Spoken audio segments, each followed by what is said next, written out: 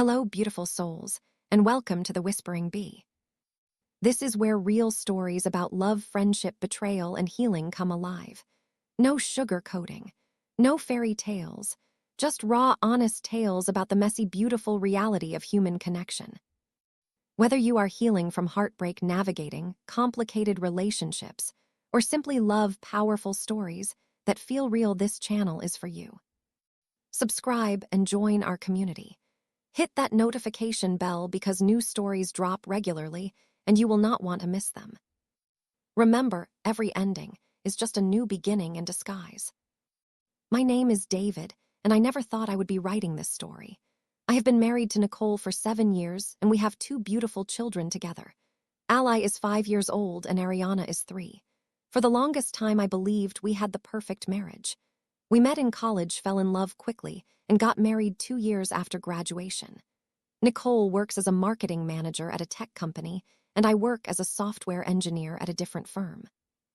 We both have good jobs, and we built what I thought was a stable, happy life together. Everything changed 3 months ago on a Tuesday evening in late September. I was working from home that day, finishing up some code, when I realized I had left my charger at the office. My phone was dying, and I knew Nicole would be home late because she had mentioned a client dinner. I decided to use her laptop to send a quick email to my boss. Nicole and I have always been open with our devices. We know each other's passwords and have never had any reason to hide anything from each other, or so I thought. When I opened her laptop, it was already logged into her email account. I wasn't trying to snoop, I genuinely just needed to send one email. But as the screen lit up, I saw an email notification pop up in the corner. It was from someone named Gerard, and the preview text said, "Cannot wait to see you again tomorrow night," followed by a heart emoji. My stomach dropped immediately. I knew Nicole had male colleagues and friends, but something about the tone of that message felt wrong. It felt intimate in a way that made my heart race. I sat there frozen, staring at the screen for what felt like an eternity, but was probably only 30 seconds. My hands were shaking as I moved the cursor to click on the email. The full message loaded, and what I read made me feel like the floor had disappeared beneath me. Gerard had written about how much he enjoyed their time together last week, how he couldn't stop thinking about her, and how he was counting down the hours until they could be alone again. He mentioned the hotel they had stayed at and made references to things they had done together that were unmistakably sexual in nature. I felt like I was going to throw up. My vision blurred, and I had to grip the edge of the desk to steady myself. This couldn't be real. This had to be some kind of mistake, or maybe someone hacking her email or playing a cruel prank. But as I scrolled through the email thread, I found message after message going back almost 6 months. They had been seeing each other regularly, meeting at hotels during her supposed late work meetings and client dinners. There were explicit photos that she had sent him and messages where they talked about their feelings for each other. The worst part was reading how she described me in some of these emails. She called me boring and said that our marriage had become routine and passionless. She told Gerard that I was a good father and provider, but that the spark between us had died years ago. Reading those words from my wife, the woman I loved with all my heart, felt like being stabbed repeatedly in the chest. I had no idea she felt this way. She never said anything to me, never gave me any indication that she was unhappy or that something was missing in our relationship. I don't know how long I sat there reading through those emails. It could have been an hour or 3 hours. Time seemed to stop. I read every single message in that thread going back to the very beginning. I learned that Gerard was a colleague from her office, someone she had worked with on a major project. They had started out as friends, grabbing coffee and lunch together. Then it progressed to after-work drinks. She wrote about how he made her feel alive again, how he listened to her, and made her laugh in ways I apparently no longer did. By the time I heard the garage door opening, signaling Nicole's arrival home, my emotional state had shifted. The initial shock and heartbreak had been replaced by something else, a cold, calculating anger mixed with a determination to protect myself and my children. I quickly closed the laptop and put it back exactly where I had found it. I wiped my eyes, took several deep breaths, and composed myself.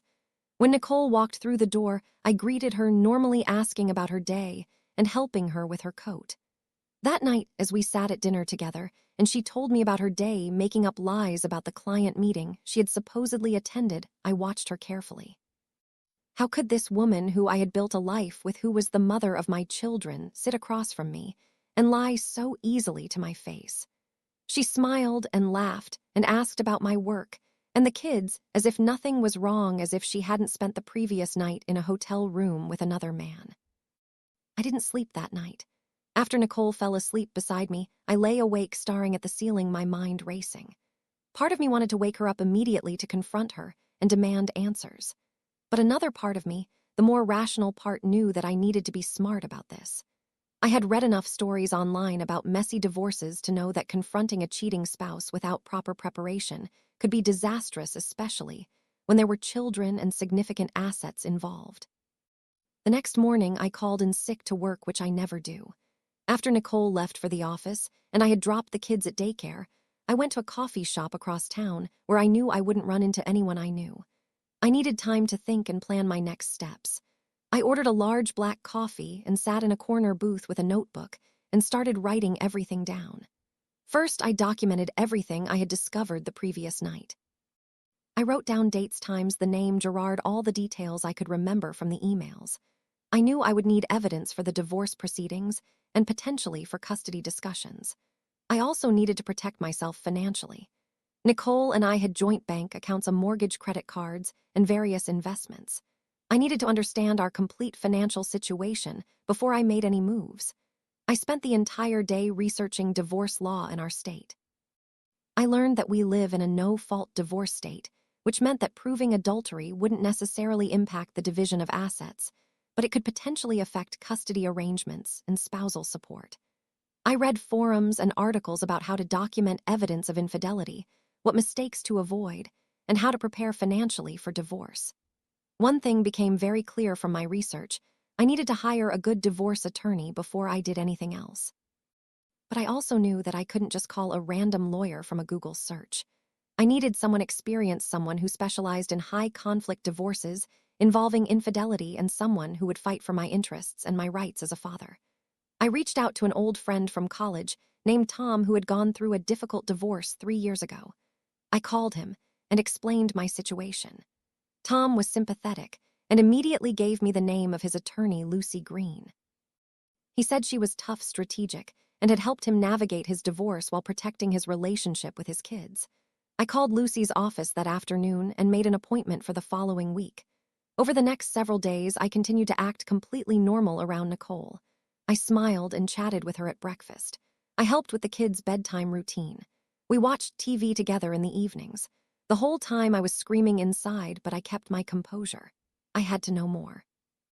I had to understand the full extent of her betrayal, and I had to protect myself legally and financially before I made my move. I started documenting everything. I kept a journal with dates and times of when Nicole said she was working late or had client dinners. I cross-referenced her calendar on our shared family scheduling app with her actual whereabouts. I began to notice patterns. Every Tuesday and Thursday evening, she claimed to have late meetings or work events. I started taking screenshots of her calendar, her text messages, when I could access her phone, and anything else that might serve as evidence. I also accessed our joint bank accounts and credit card statements online. I went back 6 months and started looking for unusual charges. What I found made my blood boil. There were multiple hotel charges on dates when she had told me she was working late. There were expensive dinners at romantic restaurants. There were charges from lingerie stores and even a jewelry purchase that I had never seen her wear. She had been using our joint credit card to finance her affair. My hard-earned money was paying for hotel rooms where my wife was sleeping with another man. I made copies of everything. I created a secure folder on a cloud storage service that only I had access to and uploaded all the bank statements, credit card, receipts, screenshots of emails, and calendar entries. I documented everything meticulously. I knew that in divorce court, documentation and evidence would be crucial. My meeting with Lucy Green was scheduled for the following Tuesday. I took a personal day from work and drove to her office, which was in a professional building downtown. Lucy was in her late 40s, impeccably dressed, and had an air of confidence that immediately put me at ease despite the terrible circumstances. I spent 2 hours in her office explaining everything. I showed her all the evidence I had gathered, the emails, the financial records, the timeline of Nicole's deception. Lucy listened carefully, taking notes and asking pointed questions. She asked about our assets, our income, our children, and what I wanted the outcome to be. I told her the truth. I wanted primary custody of Ally and Ariana. I wanted to protect my retirement accounts and ensure a fair division of assets. I did not want to pay spousal support to a woman who had betrayed me and used our joint finances to carry on an affair. Lucy nodded and explained what was realistic and what wasn't. She told me that in our state, I had a good chance of getting joint custody at minimum and possibly primary custody, given the evidence of Nicole's affair and her deception. She explained that the affair itself wouldn't necessarily prevent Nicole from getting spousal support, but the fact that she had used marital funds to finance the affair could work in my favor. Lucy also advised me on financial steps I needed to take immediately. First, she told me to open a separate bank account in my name only and start redirecting my paycheck there. She said I should leave enough money in the joint accounts to cover household expenses and not raise suspicion, but that I needed to protect my income going forward. Second, she advised me to get a complete accounting of all our assets, retirement accounts, investment accounts, the home equity, everything. Third, she told me to document every single interaction I had with Nicole from that point forward, especially anything involving the children. Lucy also gave me some hard advice about timing. She said I should not confront Nicole until I had everything in order financially and legally. She said that once Nicole knew that I knew about the affair, things could get ugly very quickly. She might drain bank accounts, hide assets, or try to turn the children against me. Lucy had seen it all before, and she wanted me to be prepared. I left Lucy's office feeling slightly more in control. I had a plan now. I had a lawyer who was on my side, and I knew the steps I needed to take.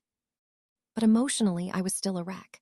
I was living a double life, pretending everything was fine while gathering evidence against my own wife. It was exhausting and heartbreaking. Over the next few weeks, I continued my careful documentation. I had opened a new bank account as Lucy advised and quietly redirected my direct deposit. I made sure enough money stayed in our joint account to cover the mortgage, utilities, and other household bills, so Nicole wouldn't notice anything unusual. I also started paying closer attention to Nicole's patterns and behavior. I noticed that she had become more secretive with her phone. She used to leave it on the kitchen counter or coffee table, but now she carried it with her everywhere, even to the bathroom. She had also changed her password, which I discovered one evening when I tried to check something on her phone and found I was locked out. This password change was a red flag, but it also confirmed what I already suspected: the affair was ongoing and possibly escalating. I needed to find out more, but I had to be careful not to tip my hand. I couldn't let Nicole know that I was suspicious or that I was gathering evidence. I decided to take a more direct approach to gathering information. I contacted a private investigator that Lucy had recommended. His name was Robert Ravencrest, and he specialized in infidelity cases. I met with Robert at a diner outside of town and explained the situation. I gave him all the information I had about Gerard, including his full name, where he worked, and the patterns I had noticed in Nicole's schedule. Robert agreed to follow Nicole and document her activities. He would take photos, video, and detailed notes of where she went, who she met, and what she did. This felt invasive and wrong on some level, but I reminded myself that Nicole had made the choice to betray our marriage vows. I was simply protecting myself and ensuring I had all the facts. The private investigator worked for 3 weeks, and what he uncovered was even worse than I had imagined. Robert provided me with detailed reports, photos, and even video footage. Nicole and Gerard were meeting regularly, not just at hotels, but also at his apartment. On several occasions, Nicole had told me she was going to the gym or running errands, but the photos showed her going directly to Gerard apartment building and staying for hours. One particularly damaging piece of evidence was video footage from a Tuesday evening when Nicole had told me she had a mandatory team dinner that would run late. The video showed Nicole meeting Gerard at an upscale restaurant. They held hands across the table, kissed openly, and behaved like a couple. After dinner, they walked to a nearby hotel where Robert photographed them checking in together. Nicole didn't come home until after midnight that night, and when she did, she had told me the team dinner had run long because they were celebrating a big account win. Seeing the video and photos was devastating, even though I already knew about the affair. There is something about visual evidence that makes betrayal feel more real, more viscous. I watched my wife of 7 years, the mother of my children, looking at another man the way she used to look at me. I saw her laugh and smile and touch him intimately, and I felt something inside me break permanently. As I gathered more and more evidence, I became increasingly concerned about the impact all of this would have on Ally and Ariana. They were so young and innocent, and I didn't want them to be caught in the middle of whatever ugliness was about to unfold. I started thinking carefully about how to protect them emotionally and ensure their stability during what I knew would be a difficult transition. I also started preparing myself emotionally for the confrontation. I knew it was coming soon. Lucy had advised me that I had more than enough evidence and that my financial and legal preparations were in order. She had already drafted divorce papers, and we were ready to file. The only question was when and how I would confront Nicole. I decided that I would confront her on a Saturday morning. I arranged for the kids to have a sleepover at my parents' house that weekend. I told Nicole I thought it would be nice for us to have some alone time together, which she agreed to without suspicion. I planned exactly what I would say and how I would present the evidence. I wanted to be calm, direct, and unemotional. I didn't want to yell or cry or give her the satisfaction of seeing me fall apart. The Tuesday before the planned confrontation, something happened that accelerated my timeline. I came home from work early because a meeting had been canceled. Nicole wasn't expecting me home for another few hours. When I walked into the house, I heard her voice coming from upstairs. She was on the phone in our bedroom, and the door was partially open. I stood in the hallway and listened. She was talking to Gerard. I could tell from the intimate tone of her voice and the things she was saying. She told him she loved him. She said she was tired of sneaking around and living a double life. She said she had been thinking about telling me about the affair and asking for a divorce so that she and Gerard could be together openly. She talked about how they could blend their lives, how her kids would adjust, and how she imagined their future together. Hearing her say those words, hearing her plan a future with another man while still living in the house we had bought together, while still sleeping in the bed we shared, was the final straw. I didn't wait for Saturday. I walked directly into the bedroom. Nicole was lying on our bed, phone to her ear, when she saw me standing in the doorway. Her face went white. She immediately ended the call and sat up, stammering that it was just a work call. I didn't say anything. I just looked at her, and she knew. She knew that I knew. The color drained from her face, and she started to cry. I stayed completely calm. I had practiced this moment in my head 100 times, and I was not going to let my emotions take over. I sat down in the chair across from the bed and told Nicole very simply that I knew everything. I knew about Gerard, I knew about the hotels, I knew about the lies, and I had evidence of everything. Nicole tried to deny it at first. She said I had misunderstood what I heard, that Gerard was just a friend, that I was being paranoid. But I cut her off. I pulled out my phone and started showing her screenshots of the emails, photos from the private investigator bank statements showing hotel charges. With each piece of evidence I presented, her denials became weaker until finally she broke down completely. She cried and apologized and said she never meant to hurt me. She said the affair had started innocently and had spiraled out of control. She said she still loved me and valued our family, but that she had been confused and feeling unfulfilled. She begged me not to leave her and promised she would end things with Gerard immediately if I would just give her another chance. I listened to all of this without interrupting. When she finally finished talking, I told her very calmly that I was filing for divorce.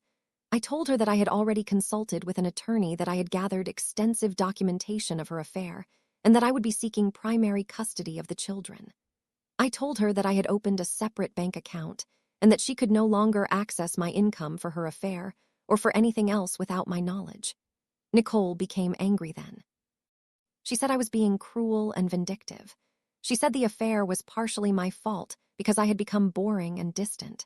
She said she deserved to be happy and that I was trying to punish her for seeking fulfillment. This outburst actually made things easier for me because it confirmed that I was making the right decision. This was not the woman I had married, or if it was, I had been blind to who she really was all along. I told Nicole that she needed to move out of the house. I said I would give her 1 week to find somewhere to stay, and that during that week, we would maintain separate sleeping arrangements. I would take the guest room, and she would stay in the master bedroom.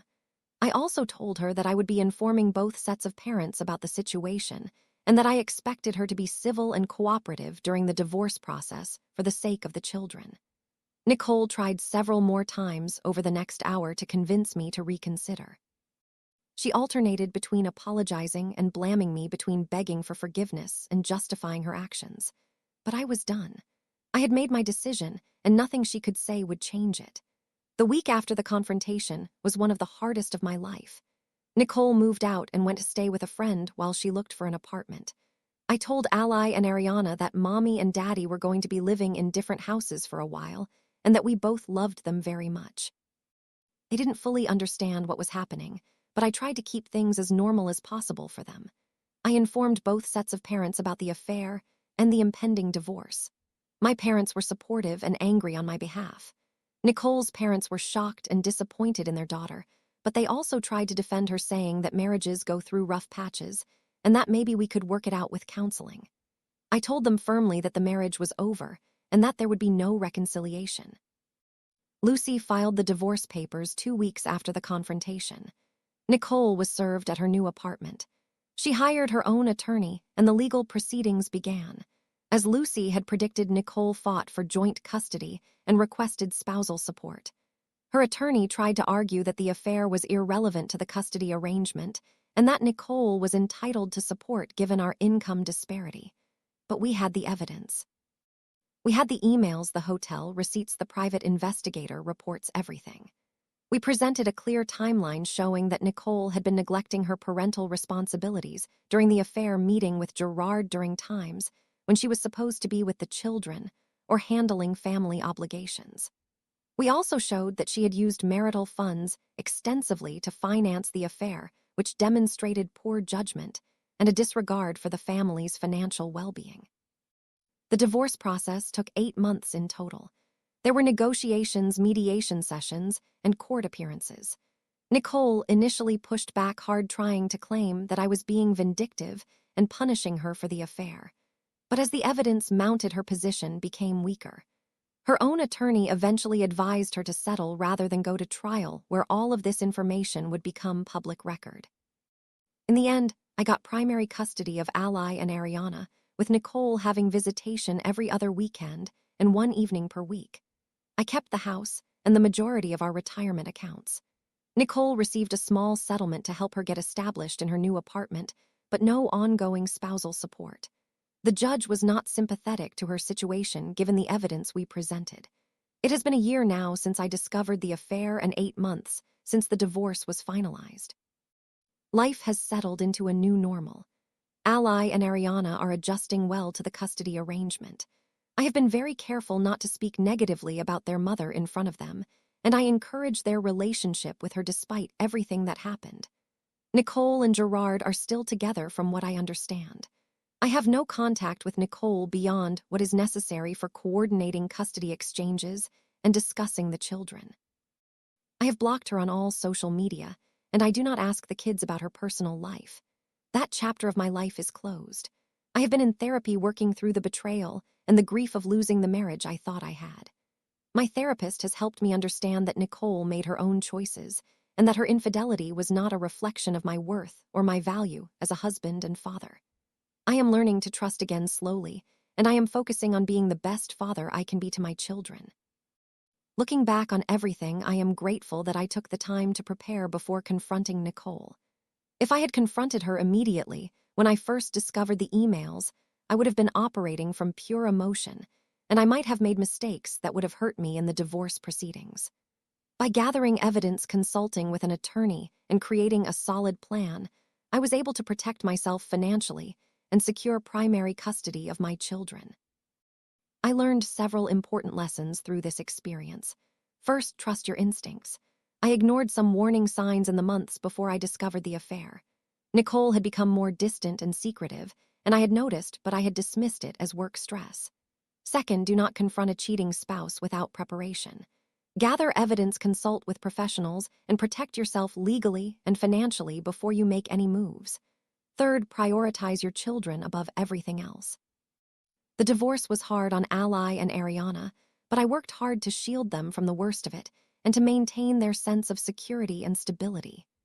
Fourth, do not let anger or revenge drive your decisions. There were moments during the divorce when I was tempted to try to hurt Nicole the way she had hurt me. But I recognized that acting out of revenge would only make things worse, especially for the kids. I focused on achieving fair outcomes through the legal process rather than trying to punish Nicole emotionally. Fifth, surround yourself with good people. My family, friends, attorney, and therapist were invaluable during this time. I could not have gotten through it without their support and guidance. As I reflect on my 7-year marriage to Nicole, I have tried to understand what went wrong and whether there were things I could have done differently. The truth is that, while no marriage is perfect, I do not believe I deserve to be betrayed in the way that I was. Nicole made a choice to have an affair rather than communicating with me about her unhappiness or suggesting marriage counseling. She chose deception over honesty, and that is on her, not on me. That said, I have also recognized areas where I could have been a better husband. Work had consumed a lot of my time and energy in the years before the affair, and I had perhaps taken Nicole for granted, assuming that our marriage was solid when it needed more attention and care. I have committed to not making those same mistakes in future relationships. I will prioritize communication and connection, and I will never again assume that everything is fine just because there are no obvious problems. I have started dating again cautiously. I am not looking to rush into anything serious, but I am open to meeting new people and seeing where things go. I have learned to recognize red flags, and I am much more protective of my heart than I was when I was younger. I know that not everyone is like Nicole, and that there are honest, trustworthy people out there. I just need to be patient and careful. My children remain my top priority. Ally is now 6 and Ariana is 4, and they are thriving. They are doing well in school, they have friends, and they seem happy and well-adjusted despite the divorce. I make sure to spend quality time with them every day, reading together, playing games, going to the park. I want them to know that they are loved and that they are safe no matter what else changes in life. I have also worked on rebuilding my own identity outside of being a husband. For 7 years, my identity was tied up in being Nicole's husband and part of a couple. Now I am learning to be comfortable as a single dad and as an individual. I have picked up old hobbies that I had abandoned, like hiking and photography. I have reconnected with friends that I had lost touch with during my marriage. I am building a life that is fulfilling and meaningful on my own terms. Financially, I am in a stable position. The divorce settlement was fair, and I have been able to maintain the house and provide a stable home for the kids. I have also been rebuilding my savings and retirement accounts, which took a hit during the divorce. I am being more intentional about financial planning and setting long-term goals for myself and the children. If you are listening this because you suspect your spouse is cheating, or because you have discovered infidelity in your own marriage, I want you to know that you are not alone. What I went through was one of the most painful experiences of my life, but I came out the other side stronger and wiser. You can too. My advice to anyone in a similar situation is this: do not act impulsively. Take time to process your emotions and think clearly about your next steps. Gather evidence and documentation before you confront your spouse. Consult with professionals, including a divorce attorney and possibly a therapist. Protect yourself financially by understanding your assets and securing your income. Think about what you want the outcome to be and work towards that goal strategically. If you have children, make them your priority throughout the process. Shield them from conflict as much as possible. Do not use them as pawns or try to turn them against the other parent.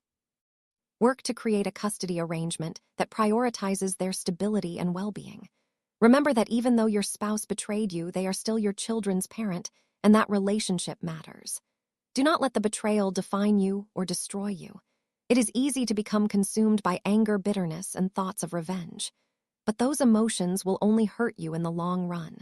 Seek therapy or counseling to process your feelings in a healthy way. Surround yourself with supportive people who care about you and want to see you succeed.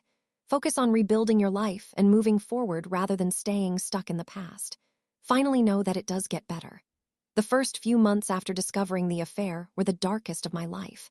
I felt like I would never be happy again, like I would never trust anyone again. But time does heal, and with the right support and mindset, you can rebuild. I am living proof of that. I am happy now, not in the same way I was before, but in a new way that is deeper and more authentic because I have learned hard lessons and grown as a person. My story is not unique. Infidelity happens in many marriages and destroys many families, but it does not have to destroy you. You can come through this, and you can build a better life on the other side. It takes courage, strength, and determination, but it is possible. I hope that by sharing my story, I can help others who are going through similar situations to know that there is hope and that they can survive this. It is now over a year since the divorce was finalized, and I wanted to add this epilogue to share where things stand today. Life has continued to improve in ways I could not have imagined during the darkest days of discovering the affair and going through the divorce. Ally and Ariana are doing wonderfully. Ally just started first grade and is excelling academically and socially. Ariana is in preschool and is a happy, energetic little girl. They have adjusted to the custody arrangement and seem comfortable going back and forth between my house and Nicole's apartment. I have worked hard to maintain a positive co-parenting relationship with Nicole for their sake, and while it is not always easy, we are able to communicate effectively about the kids' needs and schedules. Nicole and I rarely speak beyond logistics related to the children. I know that she and Gerard are still together, and from what I understand through mutual acquaintances, they are living together now. I feel nothing when I hear this information, no anger, no jealousy, no sadness. That part of my life is truly over, and I have moved on completely. I have been dating someone for the past 4 months. Her name is Rachel, and she is a teacher at the elementary school Ally attends. We met at a school fundraiser and hit it off immediately. Rachel is kind, patient, and has a great sense of humor. She is also a single parent. Her daughter is 7, so she understands the complexities of dating while raising children. We are taking things slowly, and I have not introduced her to Ally and Ariana yet, but I am optimistic about where the relationship is heading. Professionally, I received a promotion at work, which came with a significant raise. This has helped me rebuild my financial stability, and I am now in a better financial position than I was even before the divorce. I continue to see my therapist once a month for maintenance sessions. Therapy was crucial for me during the worst of the divorce, and I credit it with helping me process the betrayal and move forward in a healthy way. My therapist has helped me recognize patterns in my behavior and thinking that I want to change, and has given me tools to build healthier relationships in the future. My relationship with my parents and siblings has also strengthened during this time. They were my rock during the divorce, and they continue to be actively involved in my life and the lives of Ally and Ariana. We have family dinners every Sunday, and my parents help with childcare when I need it. I am grateful for their support and love. Looking back, I can now see that the end of my marriage to Nicole, while devastating at the time, was ultimately the right thing for both of us. We were not truly happy together even before the affair. We had fallen into a routine and had stopped really seeing and appreciating each other. The affair was a symptom of deeper problems in our marriage, not the cause of them. Nicole made a terrible choice in how she handled her unhappiness, but I can acknowledge now that the marriage was broken before she ever met Gerard. I have forgiven Nicole not for her sake, but for mine. Holding on to anger and resentment was poisoning me and preventing me from moving forward. Forgiveness did not mean excusing what she did or saying it was okay. It meant accepting that it happened, learning from it, and choosing not to let it continue to hurt me. This was one of the hardest things I have ever done, but it was also one of the most liberating.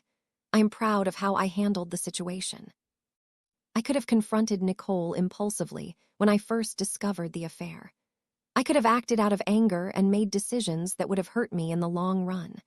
But I took the time to prepare. I gathered evidence, I consulted professionals, and I approached the divorce strategically. This allowed me to protect myself and my children and to emerge from the divorce in the strongest position possible. To anyone listening this who is in the early stages of discovering infidelity or contemplating divorce, please know that while the road ahead is difficult, it is also navigable. You will get through this. You will rebuild your life. You will find happiness again. It takes time, patience, and support, but it is absolutely possible.